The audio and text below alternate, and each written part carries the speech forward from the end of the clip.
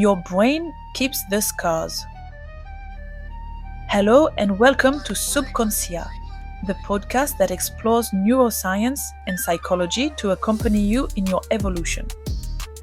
I'm Dunya, and today we're going to address a topic that many prefer to avoid: how traumas physically mark our brain, and most importantly, how we can heal.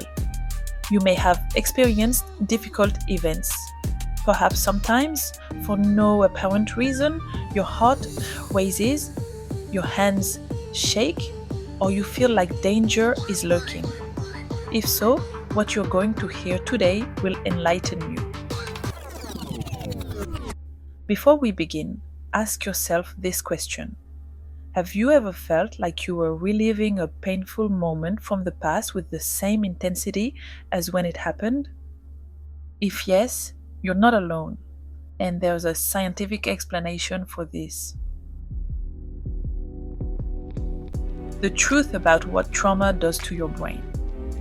Traumatic experiences aren't just bad memories that we can forget with time. Science shows us something much deeper.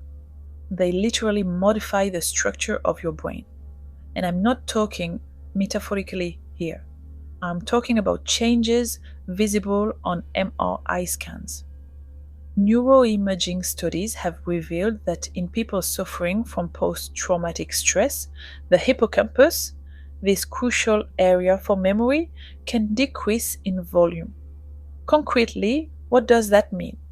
That you sometimes have trouble remembering precise details of what happened, that you confuse past and present, that flashbacks hit you with the force of immediate reality. But that's not all.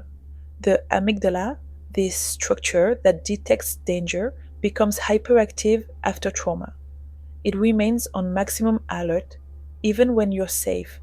Result? Disproportionate fear reactions to harmless situations. Anxiety that never lets you go. And here's a crucial point. These changes are measurable, objective. Trauma has a biological reality. It's not in your head, it's not weakness. It's a real neurological injury. How trauma takes control of your behaviors. Now, let's talk about what this looks like in daily life. Because these brain modifications don't stay in laboratories, they invade your life. Avoidance becomes your operating mode. At first, it's natural. You avoid what might trigger painful memories. But gradually, this avoidance extends. You limit your social activities. You refuse certain professional opportunities. You isolate yourself. And paradoxically, this isolation reinforces the trauma instead of diminishing it. Hypervigilance exhausts you. Your body remains constantly on alert. You scrutinize every face, every sound, every change in your environment. Your nervous system operates in fight or flight mode 24/7. Result? Sleep disorders, concentration difficulties, chronic exhaustion. Your brain never gets a chance to rest. Try this test. Pay attention to your body now. Are your shoulders tense? Your jaw clenched? If yes, it might be this hypervigilance system at work. The solutions that really work. Now, the good news, your brain can heal. Neuroplasticity also works to repair trauma damage. EMDR therapy. This approach uses guided eye movements to reprocess traumatic memories. I know, said like that, it sounds weird, but the results are there. Clinical studies show it reduces PTSD symptoms in 70% of patients after just a few sessions. How does it work? Basically, while you follow the therapist's finger with your eyes, your brain reprocesses the traumatic information differently. It integrates it less painfully into your memory. Cognitive behavioral therapy. This approach tackles negative thought patterns linked to trauma. It helps you identify these automatic patterns that sabotage you and replace them with more adaptive responses. Research shows significant reduction in symptoms and notable improvement in quality of life. Body-based approaches. Therapeutic yoga and mindfulness meditation have proven their worth.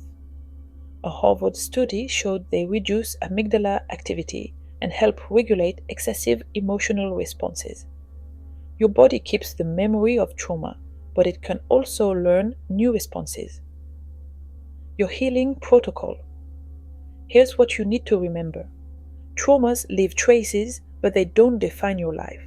The brain can repair itself thanks to its neuroplasticity capacity. First step, recognize the biological reality. Your reactions aren't weakness.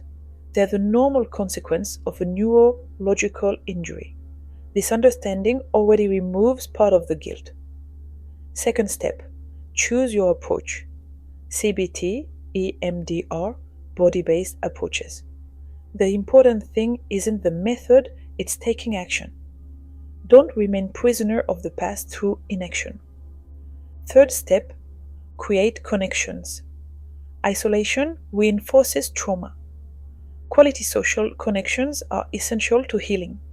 According to the WHO, more than 75% of people with mental disorders receive no treatment. Don't be part of this statistic. Final words. You have the power to heal your mission for this week. If you recognize trauma symptoms in your life, take a first small step toward healing.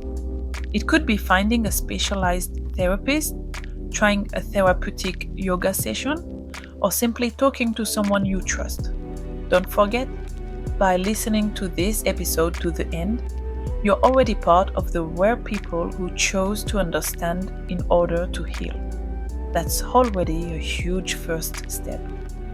In the next episode, we'll explore how your habits form at the neuronal level and how to transform them durably. You'll discover why willpower alone isn't enough and what are the real levers of change. Thank you for listening to Subconsia. If this episode touched you, share it with someone who might need it. And above all, take care of your wounded brain. It deserves all your compassion. See you soon.